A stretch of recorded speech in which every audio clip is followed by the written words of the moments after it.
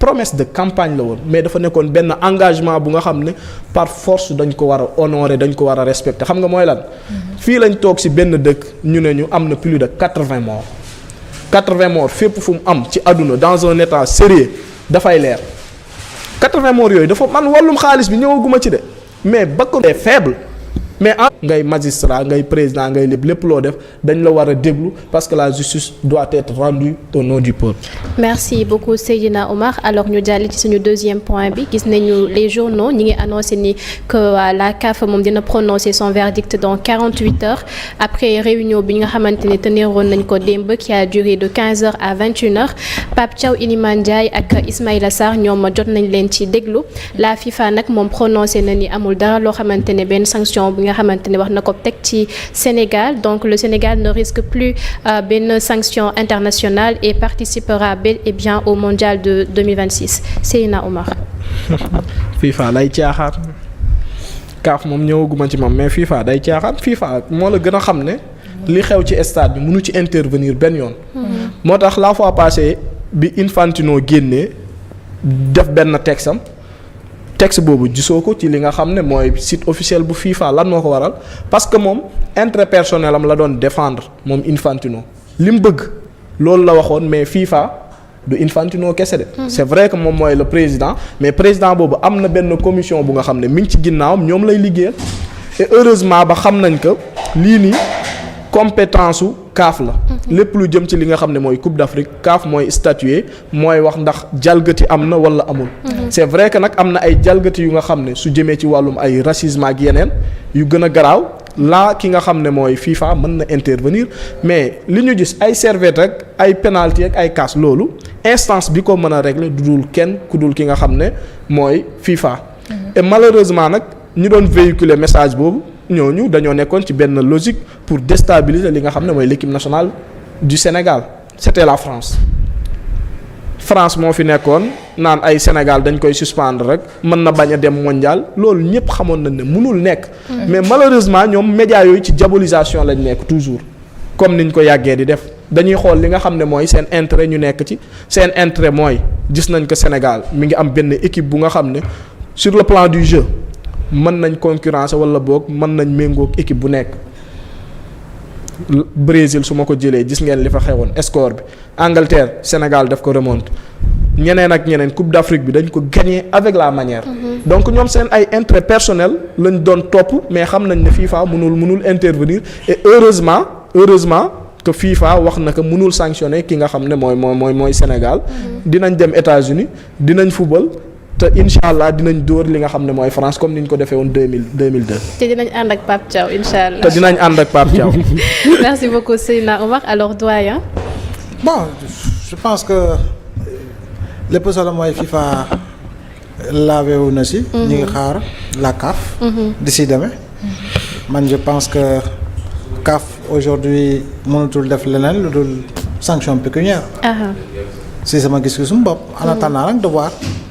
mais quand même le Maroc n'y échappera pas également. si normalement. Voilà. Merci beaucoup doyen alors commando. waaw spécialiste yi wax nañu. waaye comme que FIFA mooy kër gu mag gi. te FIFA moom instant yi dafa mel ni Sénégal la jox bopp. te bëgg nañu Sénégal teew nous sommes les champions d'Afrique. te FIFA bëgg na champion d'Afrique dem. Canada dem États-Unis équipe matinale plus ñu dem fa incha allah. def fa matinale plus ñu dem fan États-Unis. waaw dañuy dem léegi yow kan ngay ànd xanaa yàgg doyen yéen ay dem ñun moom demuñu. demuñu de trop baax na bëgg leen dem États-Unis baax na de instant bi di xew États-Unis moom déedéet trop moom doy na. non mais circonstances yi bokkul. oui c'est vrai soo leen doon dem kii nii mondial dara du xew ah. mais fii mooy dàkk sax fii mooy dàkk nañ toog fi seetaan ko. Trump napp na leen. mais loolu kese la nañu xaar gars yi. comme CAF moom instant yi comme lu gars yi wax rek parce que Maroc aussi war nañ am ay sanctions. waaw te aussi le fait que semaine bi aussi kii dem Maroc loolu aussi am ak bu leen fàtte ne am na dégg par rapport ci information yu jot am na ñuy jàppoon ay sénégalais bàyyi nañu leen. non loolu fake news la fake quoi. news bàyyiwuñu bàyyiwuñ non, leen. ah bàyyiwuñu leen man je non, me non. réjouissais Pourtant, ñu bëree bëri pour man bàyyi sax nañ bàyyi leen. nañ c'est leen. vrai non, que fake information news bi la. ngi doon leur circuler avocat mais fake news la. démb def na benn texte c'est quoi. très important aussi nit ñi préciser ci ah. wane ne carrément gars yi aussi bàyyiwuñu leen quoi. ah je pense bel et bien xam naa sànq. réseaux sociaux yi ñoo ko doon véhiculer rek mais après du sévère nañ xaar rek déglu. alors man am na question moo bëggoon poser Seydina Omar sachant que léegi amatuñu benn menace bu ñuy xaar ci mondial bi lii jot a xew yëpp tey yan conséquences la mën a am côté sportif wala diplomatique ou disons même ci li nga xamante ne moo di stratégie football sénégalaise. non mënul am benn incident xam nga football moo ànd ak coow. su ma ne football moo ànd ak coow toujours ñu wax leen fi Argentine Brésil Maroc gii. génn na fi terrain bi abandonné ñeneen ak ñeneen mais jàpp naa ne ci match la war a yem. donc vu que football la woon la meilleure équipe a gagné. am na yu nga xam ne soo koy def da ngay nekk un mauvais perdant. mooy li ma gis marocains yi di ko def ak naan dañuy porte plainte ki nga xam ne mooy notre président de fédération muy Abdoulaye Fall. football bi ci biir terrain bi la woon match bi jeex na c'est vrai que nag CAF moom même su match bi jeexee moom dina def li nga xam ne mooy. benn réunion def bilan ci li nga xam ne mooy compétition bi ni mu doon dérouler mais aussi incident yi nga xam ne am na moom. ala kulli alin CAF da ciy jël li nga xam ne mooy ay dogal. waaw mais muy côté Sénégal muy côté Maroc kuñ ci war a sanctionner nañ la sanctionner mais man xam nga lu may bañ ñu ne dañuy sanctionner Sénégal bàyyi Maroc te soo xoolee li xew déglu nañ suñ ay joueurs déglu nañ suñ coach mais aussi Ashraf ak kii Sahel Bari ñoom tamit déglu nañ leen ci li nga xam ne mooy fële ca CAF. donc ñu ngi gis que benn transparence mi ngi am ci mbir yi. te noonu la war a demee ci côté mondial bi moom mënoo nekk champion d'Afrique ba pare. def fi li nga fi def ñu ne dañ lay sanctionner doo dem mondial loolu c'est paradoxal. loolu mënul nekk champion d'Afrique moom faaw mu dem li nga xam ne mooy mondial ala kulli alin. te heureusement ba FIFA jéemu la topp li nga xam ne moom la Infantino bëgg. parce que jëmm jooju moom suñ ko toppoon jàpp naa ne dinañ sanctionner li nga xam ne mooy Sénégal fële ca FIFA. mais aussi CAF gii ci boppam joxeegul li nga xam ne mooy verdict. mais lu nekk mën na fa xew. mais gis nañ ko benn pression la woon benn pression la gars yi doon teg. pour influencer li nga xam ne mooy CAF. ñoom xam nañ ne FIFA du réagir mënul réagir. parce que amul prérogative réagir ci situation bi. mais il fallait que ñu teg benn pression bu nga xam ne CAF ci boppam. affaire yi mën nañ ñëw dogal lu leen neex te gars yi dañ ciy ànd ak ñoom. te loolu nag gis nañ ko Sénégalais yi ñu ci bëri jàpp nañ ci médias yi jàpp nañ ci gis nañ ko international yi jàpp nañ ci influenceurs yi ñëpp jàpp nañ ci xeex nekk li nga xam ne mooy benn bloc parce que mbooloo mooy doole wane que Sénégal kenn du ko sacrifier mais aussi Pape Thiaw kenn du ko sacrifier. Inch'Allah alors merci beaucoup Seydina Omar dafa mel ni la une des journaux moom mat na léegi dañuy jàll ci suñu info utile ñu wax ci les entraîneurs du Sénégal yi nga xamante ne am nañ ko de 1960 à nos jours alors première bi nag xam na am na xamoo ko tout comme moi il s'appelle Raoul Diagne moom il a été entraîneur de 1960 à 1961 également am nañ ki nga xamante ne mooy Abdoulaye Thiam moom également il a été entraîneur de 1962 à 1963 Luis Marciano également Habib moom tamit nekkoon entraîneur durant la CAN en 1965 du moins également am nañ Lamine Diack moom également ci même année bi nekkoon entraîneur de 1965 à 1968 Alioune Diop également nekkoon na fi de 70 à 1982 mais également en 1986 moom daf ko tegle am nañ également ki nga xam ne mooy Mawade Wade nekk na fi entraîneur de 1986 à 1989 Otto Pfister également nekkoon na fi entraîneur Fischer ok de 1979 à 1982 di moom doyen sax moom lañ ko waroon na jox également am nañu entraîneur di Claude Leroy bi nga xamante ni moom xam nañ ko nekkoon na fi entraîneur de 1989 oui à 1992 Lamine Dian également nekkoon na fi entraîneur de 1992 à 1993 Boubacar Sarr également de même que Jules Bocandé et Sarr Boubacar ñoom ay co-entraîneurs lañu woon de 1994 à 1995 alors am nañ également ki nga xamante ne mooy Bruno moom nekkoon na fi entraîneur de 2000 à 2002 Guy Stéphane également de 2002 à 2005, Abdoulaye Sarr de même que Henrik Kasperzak, c'est comme ça. Kasperzak. Ok, nekkoon na fi entraîneur de 2006 à 2008 et Lamine Ndiaye de 2008 moom benn at donc la fi nekkoon. Amsatou Fall également par intérim nekkoon na fi entraîneur en 2009. Amara Traoré moom war nga kaa xam nga kanam bi. xamee woo ko Amina alors Amara Traoré moom yàggul de. non si yàggul c'était de 2009 à 2012. peut-être bi ma dalee commencé di suivre football moo yàggul c'est ça. moo ngi fële. commando bay tooñ. alors am nañ également entraîneur ki nga xamante ne moom Sénégal yëpp xam nañ ko xaritu Omar ak Cheikh Diagne. Aliou Cissé et Souleymane Diouf ak ñoom tamit entraîneur par intérim en 2012. Joseph Koto également nekkoon na fi entraîneur intérim en 2012. Mayacine Mar également intérim en 2012 de 2012 à 2013. Alain Giresse war nga ko xam. waaw. Voilà. xam naa ko. Alain Giresse de 2013 à 2015. kii Kouthia moo ko sonaloon ndeysaan. trop sax non Alain Giresse moom. amoon na fi temps moom également. Vraiment. Et de 2015 à 2024 Aliou Cissé notre coach. El Tactico xaritu ñoom Oumar. Et enfin notre coach qui nous a ramené suñu deuxième trophée le grand Pape Bouna Thiaw bi nga xamante ni moom mooy suñu coach actuel. Alors coach yi nga xamante ni yii lañu amoon de 1960 à 2026 doyen. Oui, commençant par le premier entraîneur de la première équipe nationale du Sénégal. Après les indépendances. muy Raoul Diagne. Raoul Diagne est le fils du premier député noir d'Afrique, Blaise Diagne. Ah bon? Raoul Diagne, c'est le fils du député Blaise Diagne. Il est né à Suma Diomoul en 1910-1911. Moom mooy premier noir sélectionné en équipe de France. Premier noir sélectionné en équipe de France, comme son père a été le premier député noir d'Afrique également. J'ai eu la chance de l'avoir vu. Ah oui. Quand j'étais encore très jeune. Parce qu'il est décédé en 2002. Ah. 2002. Il habitait sur les deux voies de la rue Sans Soleil, Amitié. Amitié 2. D'accord. Foofu la dëkkoon. bu ñu nekk gone dañ ko daan romb mu toog si buntu kër gi te boobu magaloon na lool sax. macha allah. donc moom si wàllu boppam. mu nekkoon grand défenseur. arrière central la woon su ma juumul.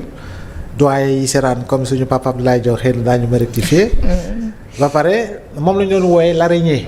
araignée lañ ko doon wooyee l'araignée. L'araignée pourquoi? waaw l'araignée ndax il savait tisser sa toile si terrain de football. D'accord. Voilà donc moom si boppam. moo ñu gagnaloo je crois bien Jeux de l'amitié 1963 Sénégal dóor France 2-0. mu nekk première médaille bi Sénégal njëkk a takk 1963. Jeux de l'amitié. kon Sénégal yàgg naa dóor France nag. 2 fois lañ daje 2 fois yëpp Sénégal la ko dóor. Jeux de l'amitié 1963. Marciano. C'était le premier entraîneur brésilien du Sénégal. D'accord. C'est un Brésilien. Brésilien mu dëkkoon sama koñ sax mi Liberté 2. la dëkkoon. ok man maa ngi dëkk Liberté mais moom Liberté 2 la dëkkoon. mais je l'ai pas connu 1962 1963. suñ taw kër sax ju doogul woon. Liberté diggante Demba Diop ak stade Gélo. ak Demba Diop amoon na benn terrain boo xam ne terrain de football turam moom lañ ko tuddee woon Marciano. Voilà donc c'était un Brésilien. ainsi de suite ak de grands noms comme ay ñoom Lamine Diack. yi nga xam ni nekkoon na un grand athlète également. nekkoon na champion de France et tout. le premier entraîneur allemand sànq moom nga doon wax mooy Otto Fischer lañ ñu ko am comme entraîneur allemand après Peter Schnittger moo ñëw. moom lañu dénkoon dans le cadre de la coopération entre le Sénégal et l'Allemagne. ñoom ñoo ñu doon fournir entraîneur yoo xam ne ñoo tabax. tout le football sénégalais moo tax ñu am résultat yi ñu am à partir de 2000 avec Peter Schnittger. donc merci boobu ñooy fekk na football bi taxaw parce que tabax nañu depuis la base mu jëm kanam.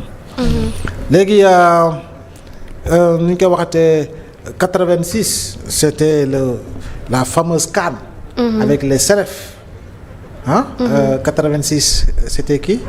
Mawade. Mawade Wade. bi nga xam ne il était un grand dirigeant du football Saint-Louisien. bokk si ñi nga xam ne amaana tabax nañu le réveil de Saint-Louis qui est l'ancêtre de la Linguère de Saint-Louis. D'accord. Mawade Wade qui est également un grand dirigeant au niveau de la FIFA. FIFA. Un très grand dirigeant du football africain au niveau de la CAF et au niveau de la FIFA. Donc 86 boobu dafa marquer les esprits parce que wax nga ko 65 qui était l'entraîneur. 65 c'était Lamine Diack 1965. Oui. 65 mooy Asmara. Asmara. La CAN qui s'est jouée en Éthiopie Sénégal si la gëjoon dem. Coupe d'Afrique ba 86. Caire 86. 65 la ñu gëjoon Coupe d'Afrique ba 86. 65. 85 le Sénégal dajeek Zimbabwe fii en qualification Stade Demba Diop doo ko 3-0 3 buts de Bokandé. Une François. 86. xanaa boobu la ñuy wax Bokandé mbëkk bal. tëg dënn dóor mu dóor. loolu la ñu taa booy daal trois buts de Bokandé ñu dem CAN depuis 65 la ñu ko joon moo tax affaire bi nekkoon ferveur nationale. jamono yooyu sax les enfants ont cotisé 10 francs à 25 francs. pour Sénégal dem cotisation yi CAN ñu doon dégg kon loolu la woon. dañoo ku nekk xale yi dañoo doon cotiser 25 ak fukki dërëm 100 francs. pour ketal équipe bi mu dem CAN. avec une sélection bu ñu woowee les CNF. Les CNF. mooy sélection de l'équipe nationale des joueurs de France. D'accord. nga amoon le meilleur buteur du championnat de France muy Bokandé. nga amoon le capitaine du Paris Saint-Germain muy Omar Gueye Sène. nga amoon le meilleur défenseur. du championnat de France muy Roger Mendy. nga amoon l'ailier le plus rapide du championnat ba daanaka ou l'un des ailiers le plus rapide du championnat de France muy Thierno Youm. nga am ñoom Racine Kane nga am. comme capitaine qui joue au Jaraaf Ibrahima Diop Boy Bandi. Boy Bandi. et cetera donc mel voilà ni yàgg nañu am ay kàngam. ci tañeer donc mais ñu dóor Égypte nag match d'entrée. Égypte tam yàgg nañ ko dóor. waaw ñu dóor Égypte match d'entrée au Caire au stade de Caire Sénégal dóor Égypte match d'entrée. Chez eux en plus. Malheureusement éliminé par la Côte d'Ivoire par un but de Abdoulaye Fofana. D'accord. et yow doyen ci coach yi kan moo la ci gënoon a marqué. bon man ces coachs-là je ne les ai pas connus. je ne les ai pas connus. Sénégal Égypte bon j'ai pratiquement pas de souvenir. des flashbacks donc dama ko dem seetaanaat. D'accord. dama ko dem seetaanaat. donc ces coachs-là ñu si bari bon xam naa leen plus tard parce que ñu si bari yàlla may na leen bakkan. ñu yàgg comme Raoul Diagne. bon plus tard xam naa leen. D'accord. c'est comme si aujourd'hui je te raconte la finale de 70. gagnée par le Brésil j'étais pas né. ou véritablement la première coupe du monde de 1930 gagnée par l'Uruguay. ou la finale de 74 entre la RFA et les Pays-Bas j'étais pas encore né. doyen passionné de sport la. Wow, ça se voit. bon donc action bi Cruyff di def ba Hollande am penalty je peux te la raconter. Gerd Müller bi muy dugal et tout ça je peux te raconter et tout donc loolu la en fait sport football surtout entraîneur yu bari yu ma ki ma gën a marqué nag dans l'histoire du football bon tout naturellement c'est d'abord Metsu. c'est d'abord Metsu parce que avec Metsu ñu lañu joué suñu première finale d'une CAN. avec Metsu la ñu njëkk a qualifié mondial. avec Metsu la ñu njëkk a football quart de finale coupe du monde. donc kooku moo lay gën a marqué. après récemment ñeneen ñi ñëw. mais am nañ ci jigéen de. comme Aliou Cissé comme Pape Thiaw. am nañ am satu. non c'est un homme. si c'est un homme. photo bi man moom loolu la yaakaaroon ne sax waaw j'avais cru comprendre. jaaxal na ma de bi ma gisee Amsatou Fall man waaw. Amsatou sax il a été suma jumul il a été DTN. il a été directeur technique national. xam nga il a été directeur technique mais nag jamono yii nag championnat Sénégal c'était un championnat très relevé. voilà c'est lui. non. c'est pas lui. Qui c'est un Nigérian qui c'est un Nigérian. waaw qui Keshi la. su ma jumul. le grand coach léegi moom. voilà dañuy d'accord ci plateau bi. su ma jumul kooku Stéphane Keshi la quoi. su ma jumul kooku ki ñu génne léegi nii. Mohamed ku mu wane nii su ma jumul Stéphane Keshi la donc pour wane nii rek ñun bon sport am nañu fu ñu tolloon. on avait de grands clubs. on avait l'AS Police. on avait l'ASFA. on avait le Jaraaf. le grand Jaraaf nag. le très grand Jaraaf. ah oui. bi nga xam ne joué na fii ak équipe nationale de France. A prime. ah. Jaraaf. oui bu ñoom Moussa Badiane. oui. joué na fii Stade Demba Diop ak équipe nationale A prime bu France. Prunier qui était au Paris Saint-Germain en était le capitaine. Gia boobu ak ñoom Mansour Ayanda. qui a marqué un but anthologique fii au Stade Demba Diop. Lors d'une finale de la Coupe du Sénégal entre le Jaraaf et la grande Jeanne d'Arc. oui. Jeanne d'Arc dee na. waaye la grande Jeanne d'Arc mais Jeanne d'Arc bi nga xam ne malheureusement. aujourd'hui mi ngi 4e xaw ma 5e division. ah oui. et seule la Jeanne d'Arc a joué une finale. africaine au Sénégal seule. La GIA est le seul club qui a joué une finale africaine. équipe bu Gomis bi. waaw. waaw ja moo xam parce que ja tamit siège am sama koñ la nekk. te l'un des présidents. yàlla na ko yaram muy Omar Seck. moom tamit sama koñ foofu la Liberté foofu la dëkk parce que Omar Seck fi mu dëkk da ngay compter benn ñaar ñetteelu kër mooy kër way juróom bu góor c'est un ancien combattant. qui est revenu avec la maman de Omar Seck qui était une vietnamienne parce que ñu bari si jamono jooju demoon def guerre Indochine. xam ndax ngeen ko xam ngeen ko guerre Indochine. ñu si bari dañoo ñibbisi ak ay soxna yu bàyyeekoo Vietnam. d'accord ñu bàyyeekoo Vietnam. Il y a un Raoul Diagne moo tax may fàttali trop mais on a encore un autre grand footballeur qui a joué qui est le premier Sénégalais à jouer au Paris FC Paris FC je crois.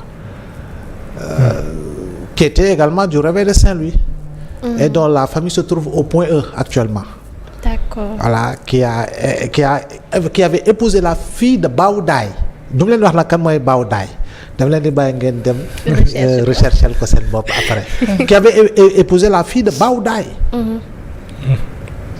Voilà donc on a une histoire. Si. Ah oui. Aliou Cissé def na jaloore de. Def na jaloore et même merci doyen parce que j'avais complètement sauté Bruno Metsu. Il a été entraîneur de 2000 à 2002. ah voilà donc Metsu bon li mu def ci football ba pare moom dafa ñëw nag dafa ñëw dëkk Sénégal bokk Sénégal. parce que Metsu dafa ñëw delloosiwul Sénégal fii la taxee soxna. ah oui. ah sa femme était sénégalaise. macha allah. fii la tuubee. fii la jënd kër Yoff gii lañ ko denc. Yoff gii donc kooku moom joxe na boppam Sénégal. c'est comme Claude Leroy dont une partie de la famille habite ici à Dakar. def na lu am solo ci final bi de. ah oui. def na lu am solo ci waaw final bi. et puis bon Claude on l'appelait ba muy ñëw fii sorcier blanc comme les autres sorciers blancs parce que bah malheureusement il est arrivé en trouvant des internationaux yu xawoon na daanaka màgget. 92 ñoom Guèye Sène ñoom Thierno Youm ñoom Bokandé les Adolphe et tout ça bon ñu ngi doon yegsi si benn âge moo tax 92 94. bu ñu demee Tunis ñu bari si diggante bi demuñu Tunis en dehors de Cheikh Tidiane Seck bi nga xam ni il avait comme numéro 2 René Charles qui était le gardien de but de la Jeanne d'Arc je crois bien.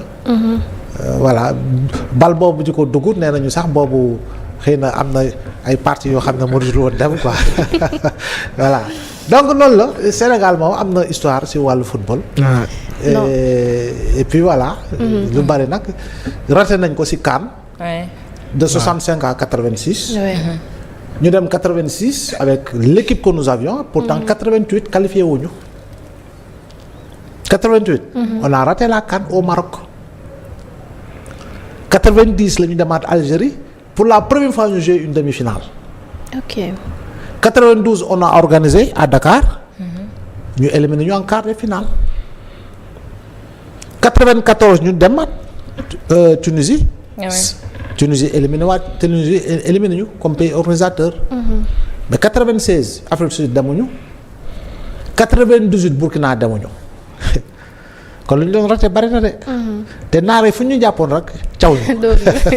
moo tax là on est vraiment en train de se venger en tout cas. Et merci beaucoup doyen je crois que histoire yi am na solo ndax ñun ñëpp xamuñu ko ci woon moo taxoon nii moom. Pape yow la ko waroon jox rek nga doxal alors yow Seydina Oumar ban coach moo la ci gën a marqué. Pape Thiaw forcément. waaw gars yi nag ay ndaanaan yu bëri jaar nañ fi mais Pape Thiaw avec la manière. Sur le plan du jeu mais aussi fulla gi nga xam ne wane na ko ci final bi ñu génn. Pape Thiaw su amuloon fulla ak stratégie bi nga xam ne teg na ko c'est vrai que nag loolu moo ñu jural jamono ji CAF mi ngi ci ay commission ñuy xaar li nga xam ne mooy verdict. Mais il faut oser le dire Pape Thiaw su amuloon li nga xam ne mooy réaction bi ba créer benn choc ci biir stade beeg dirigeant yeeg arbitre bi. ki nga xam ne mooy Brahim Dia su tegee penalty bi da koy dugal facilement. Mais créé na benn choc bu nga xam ne peut-être que tax na waa ji bi mu ñëwee voilà mi ngi woon ci benn pression bu nga xam ne moo permettre mu rater penalty bi mais Aliou Cissé aussi El Tactico ak lépp luñ ko mënti waxal suñu premier CAN moo ñu ko andil. Première CAN bi gis nañ engouement bi mu amoon fii ci Dakar mais aussi partout au Sénégal mais bii tamit moom marqué na ma trop. Parce que ñëpp dañ doon xeex ki nga xam ne mooy Sénégal. ñëpp muy FIFA muy CAF ak organisation bi gis nañ ni mu demee mais Pape Thiaw gëmoon ne dina ko def mais aussi Pape Thiaw dafa am lu nga xam ne mi ngi koy réussir actuellement mooy binationaux yi nga xam ne ñi ngi ci yeneen club yi léegi ñëpp bëgg Sénégal. ñëpp bëgg Sénégal fu nekk le cas de Ibrahima Mbaye mi ngi nii ñoom Habib Diarra ñoom ki nga xam ne mooy Assane Diao communication bi nga xam ne daf koy am ak. joueurs yi mais aussi di déplacer wu à travers li nga xam ne mooy équipe technique bi nekk ci moom di dem di waxtaan ak joueurs yi di leen andi dafa nekk lu nga xam ne lu am solo la. te côté communication mi ngi koy réussir. parce que nag gars yi dañoo nekkoon ay complexe benn instant di jéggalu ci terme bi bugguñoon di football li nga xam ne mooy seen ay dëkk Afrique mais léegi gars yi dañoo décomplexé. ñëpp ay am fierté ñëw football li nga xam ne mooy Sénégal après CAN bi nii man maa ngi gis ay boy yu bëri ay jeunes talents yu nga xam ne benn rêve lañ am muy def feu et flamme ba mën a bokk ci équipe bi nga xam ne mooy dem mondial 2026 waaw te loolu nag moom ak lu ñu mënti waxal ki nga xam ne mooy Pape Thiaw mi ngi koy réussir su détecté benn talent daf lay may sens te suñu équipe bi soo xoolee le cas de Mamadou Sarr wanee na ko am na coach yu mu doon peut-être que dañuy wax ko duñ jël risque demi-finale ñu dugal Mamadou Sarr. parce que Koulibaly jël na carton. gis na mënoon nañ gis sax nga jël ab défenseur wala gis Cheikh Kouyaté milieu terrain la yàgg na jouer axe lan moo ko waral parce que dañ doon andi ay xale duñ am sax ci ñoom confiance football loo leen. mais le cas de Mamadou Sarr day wane li nga xam ne mooy Sénégal am na effectif am na ay xale yu nga xam ne am nañ avenir. mais aussi Pape Thiaw def na lu nga xam ne macha allah gàcce ngaalaama. di ko wax que on est de tout cœur avec lui. li mu def daal kontaan nañ ci. mais Sadio Mané tamit li mu def. ba andiwaat équipe bi macha allah. macha allah en tout cas il est rentré définitivement dans l'histoire yow Amina comme wan daal Amara Traoré nga ne xamoo ko. léegi ma xam bariwul de. kan moo la ciy gën a marqué. 4 ñi ma xam 4 lañ Alain Metsu Bruno Metsu ak Pape Thiaw ak El Tactico. mais kan léegi yow kan moo la ci gën a marqué. ci ñoom El Tactico bien sûr. El Tactico waaw moo ñu njëkk a dunduloo. waaye jooy nañ de waaw jooy nañ def nañ lu ne. mais nag nañ ko waxta de mais Aliou Cissé minimum waroon na jël 2 wala 3 trophées si yoon Badou. effectif bi mu yoroon. Sénégal bi muy ñàkk ak Côte d'Ivoire loolu kenn mënu ko accepter. Sénégal bi muy